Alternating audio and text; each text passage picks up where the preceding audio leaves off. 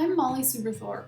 Welcome to my channel, where I offer bite-sized tutorials and demonstrations in calligraphy and hand lettering, and upload a brand new video every Friday.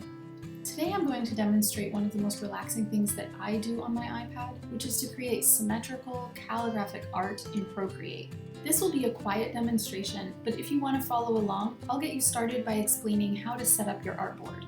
I have a square file here, but you can use any size. Just make sure that you're on a blank layer, and then go to Settings and turn on your drawing guides. Immediately click Edit Drawing Guides and select the Symmetry setting. Then click on the options and turn on Radial Symmetry. Make sure also that the Assisted Drawing option is turned on. I make sure my guides are a bright, contrasting color against my background, and then I hit Done. Now you're ready to start drawing.